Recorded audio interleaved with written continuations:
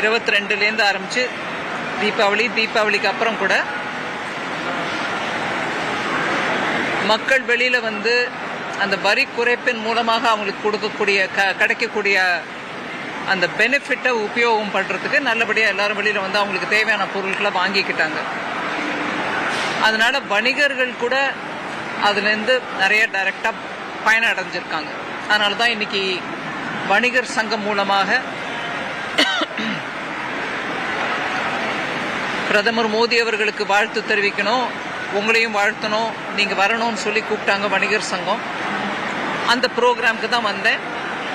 ஆனால் காலையில் party core committee இந்த ஏரியாவை சேர்ந்தவங்க மெம்பர்ஸ் எல்லாரும் இருந்தாங்க. அவங்களோடையும் ஒரு பிரேக்ஃபாஸ்ட் மீட்டிங் ஆச்சு. இப்போது நீங்கள் எல்லாரும் கூட இருந்தீங்க. இங்கே அணி பிரிவு தலைவர்களோட கூட ஒரு சின்ன இன்ட்ராக்ஷன் ஆச்சு. பட் இந்த சந்தர்ப்பத்தில் நான் வந்திருக்கும் போது ஒரு முக்கியமான விஷயத்தை கூட உங்களுக்கு எடுத்து சொல்லணும். இன்னைக்கு தமிழ்நாடு முழுவதுமாக திராவிட முன்னேற்ற கழகம் எஸ்ஐஆருக்கு எதிர்ப்பு தெரிவித்து போராட்டம் நடத்துறாங்க. எனக்கு ரொம்ப ஆச்சரியமா இருக்கு. கிட்டத்தட்ட 60-70 வருஷமா அரசியல்ல முக்கியமா தமிழ்நாட்டின் மூலமாக தேசிய அரசியலை நடத்தும் சில காலகட்டங்கள் இருந்தும் கூட எஸ்ஐஆர் ஏதோ இன்னைக்கு பிறந்து ஏதோ பிஜேபி மூலமாக வாக்காளர் பட்டியலை மாத்துறதுக்கு நாங்கள் எடுத்துட்டு வந்த ஒரு கான்ஸ்பிரசி மாதிரி அதுக்கு எதிர்ப்பு தெரிவித்து போராட்டம் நடத்துற திராவிட முன்னேற்ற கழக கட்சிக்கு நான் சொல்ல விரும்புறேன், இதுக்கு முன்னாடி இந்த நாட்டில் எத்தனை முறை எஸ்ஐஆர் நடந்திருக்குன்னு உங்களுக்கு விவரமா எடுத்து சொல்லணும். 1952-56 அந்த காலகட்டத்தில் எஸ்ஐஆர் நடந்திருக்கு. 57ல நடந்திருக்கு, 57ல 61ல நடந்திருக்கு, 65ல எஸ்ஐஆர் நடந்திருக்கு, 66ல நடந்திருக்கு, 83, 84 அப்ப கூட நடந்திருக்கு, 87, 89 அப்பவும் எஸ்ஐஆர் நடந்திருக்கு, 92ல நடந்திருக்கு, 93ல நடந்திருக்கு, 95ல நடந்திருக்கு. அதுக்கப்புறம் 2002, 2003, 2004 அதாவது மொத்தம் சேர்த்தா 10 முறை 2000 the year 2000க்கு முன்னாடி 10 முறை நடந்திருக்கு. 2000லேருந்து ஆரம்பிச்சு 2004ல 3 முறை நடந்திருக்கு. அதெல்லாம் எஸ்ஐஆர் இல்லைங்களா? அப்போ அந்த எஸ்ஐஆர்லாம் நடந்த போது காங்கிரஸோட தோழமை கட்சியா பல கட்டங்கள்ல மத்திய அரசியலையும் பங்கேற்று இருக்கக்கூடிய டிஎம்கே இப்ப ஏதோ பிஜேபி சுயமா ஏதோ கிரியேட் பண்ணி ஒரு பெரிய பூதத்தை எடுத்துட்டு வந்தாங்கிற மாதிரி கொடி பிடிச்சிட்டு போராட்டம் நடத்துறது எதுக்கு? ஏன்னா எதுக்கு பண்றாங்க அவங்க? நான் கொஞ்சம் நேற்றுக்கோ முந்தினாலோ அதுக்கு முன்னாடி ஞாயிற்றுக்கிழமை பேசியிருக்காருன்னு நினைக்கிறேன் முதலமைச்சர், மாண்புமிகு முதலமைச்சர் திரு ஸ்டாலின் அவர்கள் ஒரு வீடியோ மெசேஜோ ஏதோ கொடுத்திருக்காரு. இந்த மக்களுடைய ஓட்டு உரிமையை பறிக்கிறதுக்கான முயற்சி தான் இந்த எஸ்ஐஆர். நம்மளுடைய ஓட்டு உரிமையை பாதுகாக்க வேண்டும். இந்த எஸ்ஐஆர்ங்கிறது ஒரு சூழ்ச்சி, இதில் நம்ம அமிட்டுக்க கூடாது அப்படின்னு நான் இங்கிலீஷ்ல இருக்கிறத தமிழ்ல சொல்றேன் உங்களுக்கு. அவரோட எக்ஸாக்ட் வார்த்தை என்னையோ தெரியாது, பட் அவரோட வீடியோவோட சாராம்சம் இதுதான். சோ நீங்க பாத்தீங்கன்னா எடுத்து விளக்கம் சொல்லும் போது கூட அவங்களுக்கு என்ன சொல்றோன்றது புரியாம பேசுறாங்கன்றதுக்கு இன்னொரு உதாரணம் கொடுக்கிறேன். டெபுட்டி சீஃப் மினிஸ்டரா இருக்கக்கூடிய மாண்புமிகு முதலமைச்சருடைய மகன் பேசுறாரு. எஸ்ஐஆர்ன்றதை என்னன்னு அவருக்கு தெரியல, மன்னிச்சுக்காங்க நான் தப்பா சொல்றேன்னா. அவர் என்ன சொன்னாரு? ஸ்பெஷல் இன்டென்சிவ் ரிவிஷன் சொல்லலைங்க, ஸ்பெஷல் இன்டென்சிவ் ரெஸ்ட்ரிக்ஷன் அப்படிங்கிறார். ரிவிஷனுங்க ஓட் லிஸ்ட்டை ரிவைஸ் பண்றது ஒவ்வொரு தேர்தலுக்கு முன்னாடியும் அதை மாற்றுவாங்க. இறந்தவங்க பேரை எடுத்துருவாங்க, ஊரை விட்டு வெளியூருக்கு வெளி போனவங்க அவங்க பேரை எடுத்துருவாங்க, இல்லை வேற ஊர்லேருந்து வந்து இங்கே ஒரு 10 வருஷமா இருக்கும் ஆனால் எங்கள் பேரே இல்லைங்க ஓட் லிஸ்ட்டுங்கிறவங்க பேரை ஆட் பண்ணுவாங்க. இப்படியாக ஒவ்வொரு தேர்தலுக்கும் முன்னாக எலெக்ஷன் கமிஷன் ஒவ்வொரு தேர்தலுக்கும் முன்னாடி நடத்த வேண்டிய இன்னவே சொல்லணும்னா கட்டாயம் இருக்கு. அந்த நம்மளுடைய கான்ஸ்டிடியூஷன்ல இருக்கக்கூடிய ப்ரொவிஷன்ஸ் நான் கான்ஸ்டிடியூஷனல் நம்பரோட கோட் பண்ணி உங்களுக்கு சொல்றேன். இது ஒவ்வொரு முறையும் ரிவிஷன் கான்ஸ்டிடியூஷன்ல எலெக்ஷன் கமிஷன் செய்ய வேண்டிய கடமை அவங்களுக்கு இருக்குன்றத நம்ம அரசியல் அமைப்பு திட்டத்தில் சொல்றாங்க கிளியர். ஸோ இது என்னன்னு கூட தெரியாம ரிவிஷன் ரெஸ்ட்ரிக்ஷன் சொல்லக்கூடிய டெபுட்டி சீஃப் மினிஸ்டர் இது என்னமா புரிஞ்சுக்கிட்டு பேசுறாங்கன்றது எனக்கு புரியல. அதனால அவங்க செய்யற ப்ரொட்டஸ்டும் எதுக்கு ப்ரொட்டஸ்ட் பண்றாங்க? இறந்தவங்கள லிஸ்ட்ல ஒண்ணு வையுங்கிறாங்களா, இல்ல ஊரை விட்டு வெளியில போனவங்க பேர் இருக்கட்டும் அதுல நாங்க போய் குத்திக்கிறோங்கிறாங்களா, இல்ல வெளியூர்ல இருந்து வந்தவங்களை இங்க சேர்க்காதீங்க அவங்க தமிழரா இருந்தாலும் அந்த மாவட்டத்தை சேர்ந்தவங்களா இருந்தா கூட எங்களுக்கு வேணாங்கிறாங்களா? எதுக்குங்க இந்த ப்ரொட்டஸ்ட்? இப்ப வரைக்கும் இருந்த ஒரு 10 முறையோ 13 முறையோ நீங்களும் அப்பவும் இருந்திருக்கீங்கல்ல, அரசியல் அப்பவும் இருந்திருக்கீங்க, தமிழ்நாட்டில் அப்பவும் ஆட்சியில் இருந்திருக்கீங்க, சில சமயம் எதிர்கட்சியா இருந்திருக்கீங்க. அப்பெல்லாம் எஸ்ஐஆர் தப்பா தோணலையா? அதனால எனக்கு என்ன தோணுதுன்னா இவங்க ஆட்சி இன்னவே சீர்குலைஞ்சு இருக்கு. தமிழ்நாடு ஆட்சியோட ஃபெயிலியர்ஸ், அவங்க செய்ய முடியாத நல்ல காரியங்களை மறைக்கவும் அதே மாதிரி மக்கள் அனுபவிக்கிற கஷ்டங்களை நிராகரிக்கவும் ஒரு மடை திருப்பதற்கான ஒரு முயற்சி இதுதான். எஸ்ஐஆர் எங்களுக்கு கிடைச்சிருச்சு, இப்ப அதுக்கு கொடி காட்டுவோம், பானானுவோம், எஸ்ஐஆர் தப்புன்னுவோம், அது மோடி அரசு எடுத்துட்டு வந்ததுன்னு சொல்லுவோம். மக்களை ஏமாத்த பாக்குறாங்க. மக்கள் ஏமாறுறது இல்லைங்க. இது டிஎம்கேயோட டிப்பிக்கல் ஸ்ட்ராட்டஜி இது.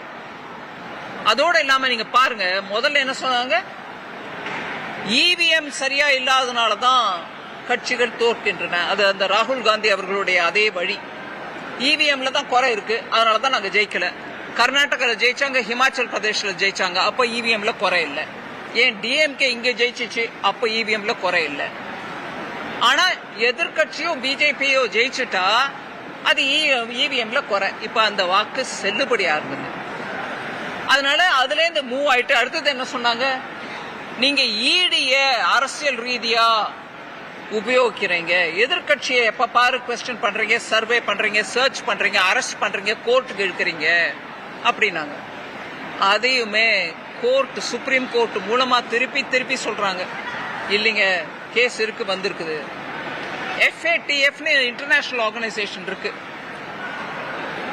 ஃபண்டிங் ஃபார் டெரருக்கு எகேன்ஸ்ட் பாடி. அது financial action against terror funding. அவங்க சொல்றாங்க இடி ஆக்ஷன் எடுத்ததுனால தான் நிறைய இந்த மாதிரி ஃப்ராட் பண்ணவங்களோட சொத்தை அபகரிச்சு லாஃபுல்லி எடுத்துக்கிட்டு அதை ஏலத்துல விட்டு அதுல இருந்து வரக்கூடிய பணம் பேங்குக்கு எங்க கடன் வாங்கி அவங்களை ஏமாத்தினாங்களோ அந்த பேங்குகளுக்கு திருப்பி போய் சேர்க்கப்பட்டது. ரெஸ்டிடியூஷன் அது நடக்குதுன்றத உலக அளவில் இன்னைக்கு பிரேஸ் பண்றாங்க. இந்த மாதிரி ஆக்ஷன் எடுத்ததுனால தான் அது நடக்குது. அதெல்லாம் மறைக்கிறதுக்கு இடி ஆக்ஷன் நாங்க, சிபிஐ நாங்க, இன்கம் டாக்ஸ் வருது நாங்க. ஒரு இடத்துல கூட இன்கம் டாக்ஸ் கேஸ் தப்பாகல. கோடி கோடியா வச்சிருந்த பணமும் தங்கமும் இன்னும் இல்லாத சொத்தும் என்ன வழியில வருது. அதனால அது கண்டா பிடிக்கல. சரி, இதெல்லாம் சொன்னாங்க, அதுவும் ஆயிடுச்சு. இப்ப அதனால அடுத்த ஸ்டேஜ் எஸ்ஐஆரே தப்பு, இங்க வரக்கூடாது, செய்யக்கூடாது. தேசத்துல 13 தடவை நடந்திருக்கு. அந்த எஸ்ஐஆரை பத்தி அப்போ ஒன்னும் சொல்லல, இப்ப சடனா வராங்க இவங்க. அதான் வரப்போறிய தேர்தல்ல தோல்வி நிச்சயம். அதனால இப்போல இருந்து அங்க ராகுல் காந்தி ஹரியானால போய் சொல்றாரு, பீகார்ல எலெக்ஷன், ஆனா இவர் ராகுல் காந்தி ஹரியானாவுக்கு போறாரு, அங்க போய் சொல்றாரு இல்ல இவ்வளவு ஓட் சோரி நடந்திருக்கு. ஓட் சோரி நடந்துச்சுன்னா நான் ஒரு உதாரணத்துக்கு எடுத்து கேட்கிறேன் ஒரு கேள்வி.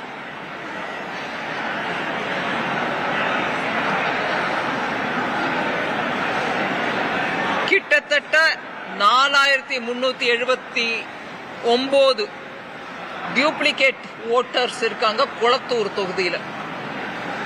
அதாவது ஒரே பேர், ஒரே சொந்தக்காரங்க பேரு, ஒரே வயசு, பட் டிஃப்ரெண்ட் எபிக் நம்பர், அதாவது electoral numbers, voter list, voter card number வேற வேற. 4379 டியூப்ளிகேட் ஓட்டர்ஸ் கொளத்தூர்ல. உதாரணத்துக்கு நான் ஏதோ குத்து மதிப்பா சொல்லலைங்க, உதாரணத்துக்கு சொல்றேன். பூத் நம்பர் 157 157 ரஃபி உல்லா அப்படிங்கிற பேர் 3 முறை வருது. ஒரே அட்ரஸ்ல, ஒரே வயசு, அவங்க ஃபாதர்ஸ் நேமும் ஒன்னே. ஆனா அவர்கிட்ட 3 எபிக் நம்பர் இருக்கு. ஓட்டர் ஐடி கார்டு 3 இருக்கு வேற விதமா. அதே பேரு, அதே அப்பா பேரு, அதே அட்ரஸ் எல்லாத்தோடையும். அதே மாதிரி ஒரு ரஃப் எஸ்டிமேட் குத்து மதிப்பா சொல்றது 9133 ஓட்டர் ஃபேக் அட்ரஸ்ல இருக்காங்க கொளத்தூர்ல. இதெல்லாம் டிஎம்கே ஓட்டு சோரி பண்ணிக்கிட்டு முதலமைச்சர் ஜெயிச்சு வந்தாருன்னு நான் சொல்ல முடியுமா? நான் கேட்கறேன் கேள்வி. இதெல்லாம் ஃபேக் தானுங்க. இதெல்லாம் டபுள் வந்திருக்கு இல்லைங்களா? இதெல்லாம் நீக்கிறதுக்கான முயற்சி தான் எஸ்ஐஆர். இல்ல எங்களுக்கு எஸ்ஐஆர் வேணாம்னா இந்த ஓட்டு ஃபேக் ஓட்டு 3 எபிக் நம்பர் ஒரே ஆளுகிட்ட இதெல்லாம் வச்சுக்கிட்டு நீங்க ஜெயிச்சிங்களா? நீங்க ஓட் சோரி பண்ணி தான் ஜெயிச்சிங்களா? அந்த சீர்திருத்தம் வேணாமா? நான் கேட்கலாம் இல்லைங்களா? உங்க ப்ரொட்டஸ்ட் எஸ்ஐஆருக்கு எகெயின்ஸ்ட்னா உங்க தொகுதியில இருக்கிற இந்த ஃபேக் ஐடிஸ் எல்லாத்தையும் எப்படி நீக்கிறது? அது வேணுமா உங்களுக்கு? அதனாலதான் ஜெயிச்சிங்களா? இப்படியாக சொல்றேன் உங்களுக்கு. ஒரே அட்ரஸ், அதே கொளத்தூர் தான். 30 voter IDs R registered in one single address. ஒரே அட்ரஸ்ல 30 ஓட்டர் ஐடிஸ் இருக்குது. House number 11, booth 84.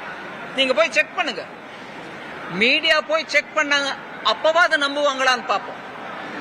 30 voter ID ஒரே அட்ரஸ்ல, ஹவுஸ் நம்பர் 11, பூத் நம்பர் 84. அதே மாதிரி 62 ஓட்டர் ஐடி ஒரே வீட்டில் பல ரிலிஜன்ஸ் இருக்காங்க. இந்த 62 ஓட்டர் ஐடி இந்து, முஸ்லிம், கிறிஸ்டியன், என்ன ஜாதி வேணுமோ, என்ன மதம் வேணுமோ இருக்காங்க. House number 20, house number 20, booth 187. அவங்கள வச்சுட்டு தான் ஜெயிச்சிங்களா? அது ஓட்சோரியா இல்லையா? அடுத்த கேள்வி. 80 ஓட்டர் ஐடிஸ் அதே மாதிரி மல்டிபிள் ரிலிஜன், பலதரப்பட்ட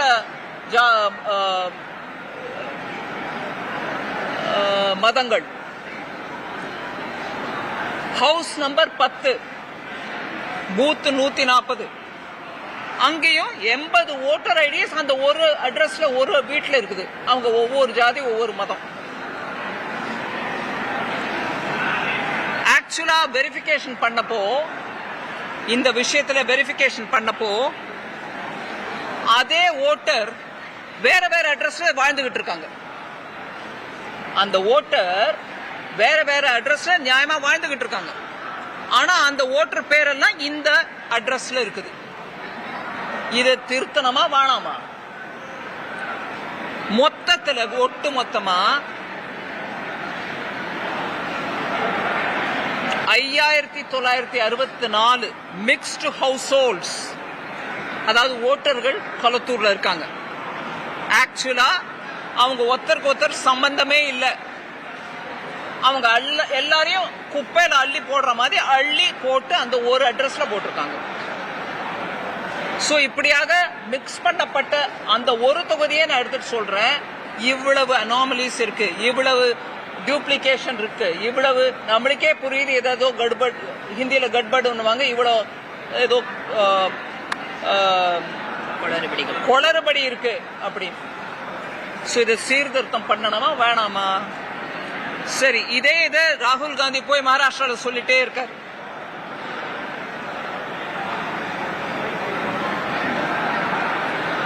மகாராஷ்டிரால சீர்திருத்தம் பண்ணல, ரிஃபார்ம் பண்ணல.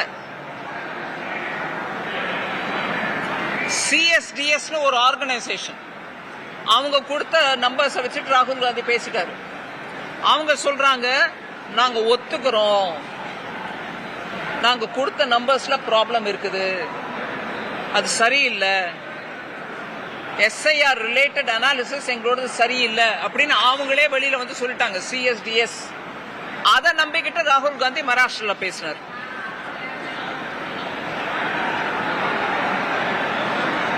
அதனால இந்த ஓட்டர் விஷயத்துல நான் உங்களுக்கு சொன்னேன், எலெக்ஷன் பீகார் விஷயம் ஒரு முறை பீகார் விஷயம் சொல்லிடுறேன். கொஞ்சம் பின்னாடி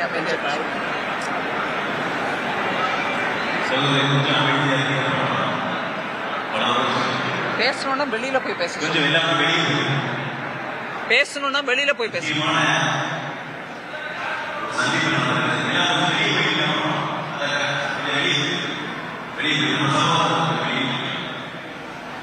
பீகார் விஷயம் உங்களுக்கு சும்மா எடுத்து சொல்றேங்க. Local BLO, booth level agents BLA report பண்றாங்க 22 லட்சம் ஓட்டர்ஸ் இறந்தவங்க, மரணம் அடைந்தவங்க.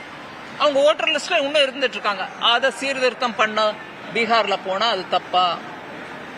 அப்ராக்சிமேட்லி 7 லட்சம் எலெக்டர்ஸ், 7 லட்சம் ஓட்டர்ஸ் மோர் தென் ஒன் பிளேஸ்ல ஓட்டரா பதிவு பண்ணிட்டு இருக்காங்க.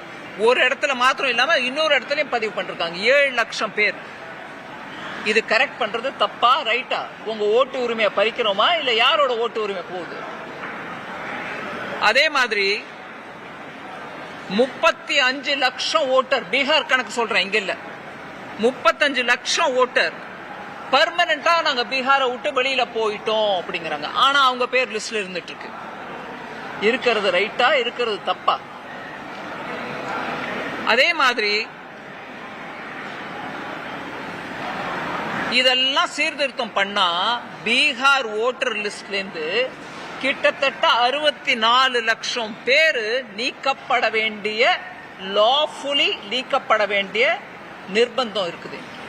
சட்ட பிரகாரம் இவங்க அந்த லிஸ்ட்ல இருக்கக்கூடாது. 64 லட்சம் பேர் அதை நீக்க முயற்சிக்குது எலெக்ஷன் கமிஷன். இது நம்ம புரிஞ்சுக்கணும். இப்போ 2வது phase all over India, Bihar ஆயிடுச்சு, ஆல் ஓவர் இந்தியா பண்ண போறோம் எலெக்ஷன் கமிஷன் மூலம். அவங்க என்ன பண்றாங்க, 9 ஸ்டேட்ஸ்லயும் யூனியன் டெரிட்டரி 3த்திலயும் பண்றாங்க. இந்த தரம் Chhattisgarh, Goa, Gujarat, Kerala, Madhya Pradesh, Rajasthan, Uttar Pradesh, West Bengal. 3 union territory, Andaman Nicobar, லட்சத்தீவு, புதுச்சேரி. இது 321 டிஸ்ட்ரிக்ட்ல கவர் பண்ணும். 1843 அசம்பிளி கான்ஸ்டிடுவன்சிஸ்ல இது நடக்க போகுது. சோ இதோட டைமென்ஷன் நம்ம புரிஞ்சுக்கணும். ஒரு முறை உங்களுக்கு சட்ட ரீதியா எந்த ரைட் எலெக்ஷன் கமிஷனுக்கு இருக்குன்றத சொல்லிட்டு முடிச்சிடுறேன்.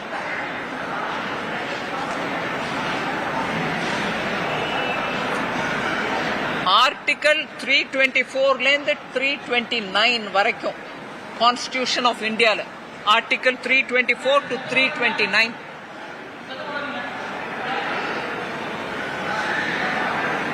ஓப்பனா எலெக்ஷன் கமிஷனுக்கு அதிகாரம் கொடுக்குது.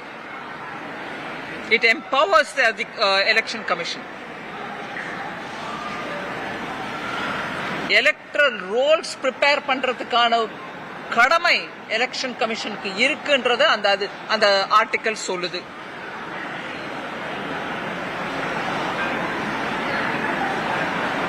Without this election exercise, election commission bloated rolls filled with fake addresses நம்பிட்டு ஓட்டும் எலெக்ஷன், அது தப்பு அப்படிங்குது. So ineligible voters ரிமூவ் பண்றதுக்கு தான முயற்சி இது. நம்ம இந்திய அலையன்ஸ், அதாவது திராவிட முன்னேற்ற கழகம் சேர்ந்து இருக்கக்கூடிய காங்கிரஸோட இருக்கக்கூடிய அந்த அலையன்ஸ் சொல்றேன், எங்க தாத்தா நேரு தான் கொண்டாரு எல்லாம், எங்க அம்மா இந்திரா அம்மா தான் கொண்டுச்சு எல்லாம் அப்படின்னு சொல்றவங்க இன்னைக்கு ஒவ்வொரு கான்ஸ்டிடியூஷனல் இன்ஸ்டிடியூஷனையும் எய்தர் அவங்களோட கிரெடிபிலிட்டியை அஃபெக்ட் பண்றதுக்கான எல்லா முயற்சியும் எடுத்துட்டு இருக்காங்க. அவங்கள அண்டர்மைன் பண்றதுக்கான, அதாவது அவங்களுடைய பவர் வலுவை இழக்கிறதுக்கான முயற்சி நடந்துட்டு இருக்கு. ஸோ ஒவ்வொரு கான்ஸ்டிடியூஷனல் பாடி, ஒவ்வொரு கான்ஸ்டிடியூஷனல் ப்ராசஸ், ஒவ்வொரு கான்ஸ்டிடியூஷனல் பிரின்சிபலையுமே டார்கெட் பண்ணிக்கிட்டு போயிட்டு இருக்காங்க இந்திய அலையன்ஸ். நம்ம நாட்டில் கோர்ட் மூலமா எலெக்ஷன் கேசஸ் எத்தனையோ பார்த்துருக்கோம். ஆனா அதுல இருக்கக்கூடிய முதன்மையான பாயிண்ட் என்ன, சட்ட ரீதியா போய் கோர்ட்ல கேஸ் போட்டு ஜெயிச்சுக்காங்கன்னு சொல்ற அந்த பிரின்சிபல், அதை சீர்குலைய வைக்கிறாங்க இவங்களுடைய ப்ரொடெஸ்ட். இன்ஃபேக்ட் நான் அந்த செக்ஷனை கொஞ்சம் இங்கிலீஷ்ல படிக்கிறேன், கேட்டுக்காங்க. Section 21 of the representation of people's act, இந்த எலெக்ஷன் நடத்துறதுக்கான சட்டம், ரெப்ரசன்டேஷன் ஆஃப் பீப்புள்ஸ் ஆக்ட் சொல்லுது, எலெக்ஷன் கமிஷன் நீ தயார் பண்ணு, அந்த எலக்ட்ரல் லிஸ்ட ரிவைஸ் பண்ணு, ஒவ்வொரு எலெக்ஷனுக்கு முன்னாடி இது ஸ்பெஷல் ரிவிஷனும் நடத்து, இல்ல ஸ்பெஷல் ரிவிஷன் எப்ப பண்ணணுமோ அப்பெல்லாம் பண்ணு, அந்த காரணத்தையும் சொல்லு அப்படின்னு இவ்வளவு சட்ட திருத்தமாக கிளியரா சொல்லு. In fact section 21(2) of the Representation of People's Act says a revision of the electoral roll is mandatory before each election. Representation of People's Act இது mandatoryனே சொல்றாங்க. அதை தவிர இந்த கண்டிஷன் ஏதோ புதுசாவோ இல்ல ஆர்பிட்ரேரியாவோ எடுத்துட்டு வந்தது இல்ல, ஏதோ அவங்க நினைச்ச போது ஏதோ பண்ணிட்டாங்கன்றது இல்ல, சட்ட ரீதியா இருக்குது. It's been part of the election. ஒரு பல தசாப்தங்களா இது இருக்குது. எலெக்ஷன் கமிஷனோட உரிமை, அதே மாதிரி கடமையா இருக்கு. ஸோ இதை 1 person 1 voteங்கிற அந்த ஐடியாவோட நாங்கள் சொல்லிட்டே இருக்கோம். இது ரொம்ப முக்கியம். எலெக்ஷன் கமிஷனை பவர் இழக்க வச்சிடாதீங்க. இதுதான் நம்ம நாட்டுக்கு. ஆக்சுவலா வெளிநாட்டுல எல்லாம் இப்ப சொல்றாங்க, உங்க எலெக்ஷன் கமிஷனை எங்க கிட்ட வர சொல்லுங்க, எங்களுக்கு கத்துக் கொடுக்க சொல்லுங்க. அந்த இன்ஸ்டிடியூஷனை அண்டர்மைன் பண்றதுல முக்கியமா டிஎம்கேயும் காங்கிரஸும் முன்னின்று நடத்துறாங்க. நாங்க கேள்வி கேட்டோமே, நீங்க குளத்தூர்ல ஓட்சோரி மூலமா ஜெயிச்சிங்களான்னு, அதை யோசிங்க. மீடியாவும் அந்த கேள்வி கேட்கணும். எங்க இவ்வளவு அனாமலிஸ் இருக்கு உங்களோட கான்ஸ்டுவன்சியில, உங்க அசம்பிளி தொகுதியில, அது யார் கரெக்ட் பண்ணுவாங்க? பின்ன அதெல்லாம் வேணுமா? இறந்தவங்க உங்க லிஸ்ட்ல இருக்கணுமான்னு கேளுங்க. சோ அதோட நிறுத்திக்கிறேன். The rest is for you. Side வந்து எஸ்ஐஆருக்கு எதிர்ப்பு தெரிவிக்கக்கூடிய தமிழ்நாடு அரசு, பிஎல்ஓவா கட்சி, அவங்க கட்சியை சேர்ந்தவங்களே நிறைய பேர் ஒர்க் பண்ணிட்டு இருக்காங்க. நேற்று கூட பிஜேபி நிறைய பேர் வீடியோ பண்ணிட்டு ஸோ அதை பற்றி நாங்க சொல்றதுக்கு ஏதுவா தானே இருக்குது. இது நம்ம எஸ்ஐஆர் வந்து மாநில அரசு வந்து ஒத்துழைக்கலைன்னா எலெக்ஷன் கமிஷன் அதை டேரக்டா மேல நடவடிக்கை எடுக்க முடியுமா? எடுப்பாங்கன்னு நினைக்கிறேன். ஏன்னா இவ்வளவு சட்ட ரீதியா அவங்களுக்கு இருக்கக்கூடிய அதிகாரத்தை குலைக்கிறதுக்கு முயற்சி பண்ணா யாரு சும்மா இருப்பாங்க? சட்ட ரீதியா ஆக்ஷன் எடுப்பாங்க.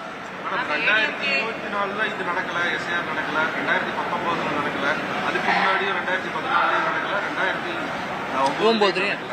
ஆனா இப்போ நடத்துறது தான் வந்து திமுக விமர்சிக்கிறதா வந்து அவங்க சொல்றாங்க. நீங்க எப்படி நடத்துறது தப்பு. இது வரைக்கும் நடத்தாதனால எப்படியே ஓட்டுங்க, குப்பையை வச்சுக்கிட்டே ஓட்டுவோம், குப்பையை வச்சுக்கிட்டே ஓட்டு போட போவோங்கிறீங்களா? சீர்திருத்தத்துக்கு அவங்களுக்கு இருக்கிற உரிமையை கேள்வி கேட்கிறோம்னா இப்ப வரைக்கும் கேட்காம இப்ப ஏன் கேட்கறீங்க? நான் திருப்பி உங்களே கேட்கலாமா அந்த கேள்விய? ஏங்க நடத்தல 2009, ஏங்க நடத்தல 2014? அப்போ நின்று கேட்டிருக்கணும் அதே டிஎம்கே. அதை கேட்கல. இப்ப நடத்தும் போது வந்து கேட்கிறோம். ஏன்னா அப்ப நடக்கலன்னு அப்ப நீங்க ஏன் வாய மூடிட்டு இருந்தீங்க? கேட்டிருக்கலாம்ல. எலெக்ஷன் கமிஷனே ஏன் சும்மா இருந்த? வரேங்க. முதல்வர் வெளியிட்ட அந்த வீடியோலயே அவர் சொல்றாரு, எலெக்ஷனுக்கு வந்து 6 மாசம் மட்டும்தான் இருக்கு, இந்த சமயத்துல வந்து ஏன் நடத்துறீங்க அப்படிங்கறதா அவரோட கேள்வியா இருக்கு. ஏன் பாவம் ஒரு வருஷத்துக்கு முன்னாடியே டிஎம்கே எலெக்ஷன் கமிஷனே எஸ்ஐஆர் இங்க தமிழ்நாட்டில் பண்ணு 1 வருஷத்துக்கு முன்னாடியே அப்படின்னு கேட்கல? சொல்லுங்க. ஆமா. Yes ma'am. ADMK has said that it will challenge the DMK's going to Supreme Court. Will BJP join it? Let's see. When there is something to tell, I'll tell you. இருங்க ஒரு நிமிஷம். வேற யாராவது கேள்வி இப்ப வரைக்கும் கேட்காதவங்க கேளுங்க, அதுக்கப்புறம் நான் தெரியும். ஆதார் கார்டு நம்பரை வந்து மென்ஷன் பண்ண சொல்லி கேட்கறேன். அதை வந்து எப்படி எப்படி சில பேர் வேண்டாம் அப்படிங்கிறாங்க, ஆதார் கார்டு நம்பர் வேண்டியது இல்லை அப்படிங்கிறாங்க. ஆனால் இதில் மென்ஷன் பண்ணி சொல்லி கேட்குறாங்க. சரி, அதில் என்ன தப்பு இருக்கு? இல்லை மேடம், அது ஆல்ரெடி வந்து ஒரு 1 இயர் முன்னாடியே ஆதார் கார்டு ப்ளஸ் எல்லாத்தையும் நம்ம இணைச்சோம் இல்லையா? ஆதார் கார்டு கூட எல்லாத்தையும் லிங்க் பண்ணும்போது அப்போ ஓட்டர் ஐடி அப்பயே இணைச்சிருக்கோம் இல்லையா? வந்து எனக்கு நிறைய பண்ணலாம், நிறைய பண்ணலாம். அரிசிக்கு ஜிஎஸ்டி வருவதற்கு அது என்ன பிரச்சனை அப்படின்னு ஜிஎஸ்டி சம்பந்தமாக கேட்டிருக்காங்க விளக்கம். என்ன அரிசிக்கு மேடம், அரிசிக்கு ஜிஎஸ்டி விளக்கம் அளிப்பதுமா ஏன் தாமதமாக ஏன் அரிசியில ஜிஎஸ்டி இல்லைங்க? யார் சொல்றா இருக்குன்னு? டெல்லியில் நடந்த கார் வெடிப்பு எந்தளவுக்கு இந்த சூழ்நிலை எப்படி இருக்கணும், பாதுகாப்பு இன்டெலிஜென்ஸ் ஃபெயிலியர் அப்படிங்கிற ஒரு குற்றச்சாட்டை வச்சாங்க. அதோட ஆமாம், செங்கோட்டை முன்பே நடந்திருக்கு. உடனே உள்துறை அமைச்சரும் அங்கே போயிருந்திருக்கிறாரு. ஹாஸ்பிட்டலில் போய் அடிப்பட்டவங்களை பார்த்துருக்காங்க. இதோட விவரம் வெளியில் வந்தால் தான் நம்ம முழுமையாக அது மேலே கமெண்ட் பண்ண முடியும். இப்போதைக்கு முழுமையான விவரம் வெளியில் வந்ததாக தெரியல. இப்போ மாநிலங்களில் நடக்கக்கூடிய சட்டம் ஒழுங்கு பிரச்சனைக்கு மாநில அரசு காவல்துறை ஃபெயிலியர் அப்படின்னு சொல்லி நம்ம மத்திய அரசு பாஜக எல்லாருமே சொல்லுவாங்க. இதே செங்கோட்டையின் முன்பு நடந்திருக்கு. இது வந்து மத்திய அரசு இருக்கக்கூடிய இடம். மத்திய பாதுகாப்புத்துறை வந்து ஃபெயிலியர் அப்படின்றது தான் ஒரு குற்றச்சாட்டு. விமர்சனம் பயங்கர விமர்சனம் வந்து வரட்டாங்க, அதுக்கு பதில் கொடுக்குறவங்களுக்கு பதில் கொடுப்பாங்க. அமெரிக்கன் அப்புறம் 2 மாதம் கடந்து வெயிட் பண்ணிட்டு இருக்காங்க. ஸ்பெஷல் பாலிசி எப்போ எக்ஸ்பெக்ட் பண்ணுறாங்க? நாங்கள் அவங்களோட தொடர்பில் இருக்கோம். இண்டஸ்ட்ரி 3 months அதெல்லாம் எப்போ வரும் அப்படின்றது வரும்போது சொல்லிட்டு 2.0 கூடுதலாக சர்வே வர வாய்ப்பு இருக்கு. அந்த பிஎல்ஓ கொண்டு வரக்கூடிய ஃபார்மில் பெற்றோரோட ஆதார், அந்த ஓட்டர் ஐடி அது கிராமங்களில் பல பேர் அதை வச்சுக்க மாட்டாங்க. அந்த மாதிரி இருக்கிறவங்க நிறைய பாதிப்பு வரும். ஓட்டுரிமை யாருக்கும் போகாதுங்க. நம்ம குடிமக்களா இருக்கக்கூடிய யாரோட ஓட்டுரிமையும் போகாது. ஆனா அதுக்குன்னு என்கிட்ட ஒரு காகிதமும் இல்ல, எங்க அப்பா அம்மா பத்தி எனக்கு விவரம் இல்ல, ஆனால் நான் ஓட்டுற அங்க இருப்பேன் அப்படின்னு டிமாண்ட் பண்ணீங்கன்னா அவங்களோட ரூல் பிரகாரம் கேட்கறாங்க. ஒருவேளை கஷ்டமா இருந்துச்சுன்னா டிஸ்ட்ரிக்ட் கலெக்டர்ல இருந்து ஒரு ஃபார்மை வாங்கி கொடுங்க, இருங்க இவங்க எப்படி இருக்காங்க, ஏதோ பல விதமான எல்லாத்துக்கும் எது முடியாதோ அதுக்கு ஆல்டர்னேட்டிவ்ஸ் கொடுத்துருக்காங்க. அதனால அந்த ஆல்டர்னேட்டிவ்ஸை பத்தி பேசாம நான் இதே சொல்லிட்டு இருப்பேன்னா அது முறை இல்லை. ஏன்னா எலெக்ஷன் கமிஷனும் மக்கள் வந்து ஓட்டு போடணும்ன்ற முயற்சியில தான் இருக்காங்களே தவிர ஓட்டு போடக்கூடாது அவங்கள தவிர்க்கணும்ன்ற முயற்சியில எலெக்ஷன் கமிஷன் இல்லை. கிராமத்தில் இருக்கிறவங்க இதுக்காக பல நாள் அலைய வேணாங்க. அவங்க பூத் லெவல் ஆஃப் ஏஜென்சிக்கு சொல்லிட்டாங்கன்னா அவங்க பண்றாங்க உங்களுக்கோசம். அலைய வேண்டாம், யாரையும் அலைய வேண்டிய நிர்பந்தம் இல்லை. எது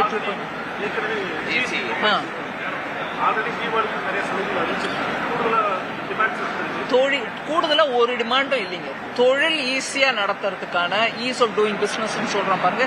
குறைச்ச ஃபார்ம், அந்த ஃபார்ம்ல சிம்பிள் என்ட்ரி போடுங்க. அதே மாதிரி பணம் முடங்கி போயிடுது, எங்களுக்கு இன்புட் ரிட்டர்ன்ஸ் வரமாட்டேங்குது, அதெல்லாம் கூட அட்ரஸ் பண்ணிருக்கோம். அக்டோபர் 1ஆம் தேதியிலேருந்தே உங்களுக்கு வர வேண்டிய இன்புட் ரிட்டர்ன்ஸ் ரீஃபண்ட் 90% ஆட்டோமேட்டிக்கா உங்களுக்கு வந்துருது. மீதி இருக்கிற 10% எதுக்கு வச்சிருக்காங்கன்னா, ஒருவேளை ஏதாவது கரெக்ஷன் பண்ணணும்னா அந்த கரெக்ஷனை பண்ணிட்டு உங்களுக்கு கொடுக்குறோம். அதனால சிறு குறு தொழில் அவங்க பணத்தை போட்டு நடத்துறவங்க இதுல இந்த ரீஃபண்ட் வராத காரணத்தினால பணம் முடங்கி போயிடுச்சு அப்படின்னு இனிமே சொல்றதுக்கு வாய்ப்பு இல்லை. அந்த அளவுக்கு அதை சிம்பிளிஃபை பண்ணிட்டோம். எல்லாத்துக்கும் வரிய சிஸ்டமேட்டிக்கா குறைச்சிருக்கோம். நான் இந்த விஷயத்தை நான் அடிக்கடி தமிழ்நாட்டில் சொல்லிட்டே இருக்கேன். ஏதோ ஒன்று சொல்லிடுறாங்க, நீங்க அதை புடிச்சுக்கிறீங்க. நீங்களே உங்களை நான் ரிக்வெஸ்ட் பண்றேன், நீங்களே போய் பாருங்க என்ன வரியில இருக்குது, முன்னாடி எவ்வளவு இருந்துச்சு, ஜிஎஸ்டிக்கு முன்னாடி அது எங்க இருந்துச்சு, அதெல்லாம் பார்த்துட்டு எங்கிட்ட கேள்வி கேளுங்க, நான் உங்களுக்கு பதில் சொல்றேன். ஆயிடுச்சு பாருங்க. திருப்பி கேட்டவங்களே கேட்காதீங்க. வேற யாராவது இருக்கீங்களா? இல்ல, ஓகே, தட்ஸ் ஃபைன். தேர்தல் இது வந்து ஆணையம் வந்து ஃபார்ம் கொடுத்துக்கிறாங்க. இதுல பல்வேறு குளறுபடிகள் இருக்கு மேடம். இது பாருங்க, ஒரு பேர் வந்து வேண்டான்னு இருக்கு, அவங்க நேம் ஓட்டர் ஐடி பேர் வந்து வேண்டான்னு. ஐட்டம் பை ஐட்டம் என்ன கேட்டீங்கன்னா பதில் சொல்ல முடியாது. அதுக்கு பதில் எலெக்ஷன் கமிஷன் கொடுக்கறதுக்கு உட்கார்ந்து இருக்காங்க. அவங்களே ஆபீஸ்ல உட்கார்ந்து இருக்காங்க. நீங்க வந்து கொடுங்க, தயவு பண்ணி நீங்க போய் அதை காட்டுங்க, அது பதில் கொடுக்குறாங்க. கூட்டணி பேச்சுவார்த்தைகள் எந்த அளவுக்கு உங்களோட கூட்டணி இருக்கிற அதிமுக கவர்மெண்ட் இடத்துல ஸ்ட்ராங்கா இருக்கக்கூடிய ஒரு கட்சி இருக்கக்கூடிய ஒரு சூழல்ல செங்கோட்டையின் போனதை அவங்க வீக்கன் ஆகிட்டு இருக்காங்க ஒரு பேச்சு இருக்கு. அவரும் என்னை நேரடியாக பாஜக பேசினாங்க, அதாவது உள்கட்சி விவகாரங்களை தலையிட மாட்டோம்னு சொல்லக்கூடிய அதே சூழல்ல செங்கோட்டையின் வந்து என்னை பாஜக பேசினாங்க அப்படிங்கிற ஒரு செய்தி சொல்லியிருக்காரு. கூட்டணி இருக்கக்கூடிய ஒரு ஸ்ட்ராங்கான கட்சி கட்சி வீக் ஆகுது, எந்த கட்சி ஸ்ட்ராங் ஆகுதுன்றதை நான் கமெண்ட் பண்ணலைங்க. ஒன்று. ரெண்டாவது, பிஜேபி இன்னொரு கட்சி விவகாரத்தில் தலையிடாது. நான் அதை இப்பவும் கிளியரா சொல்றேன். தேங்க்யூ.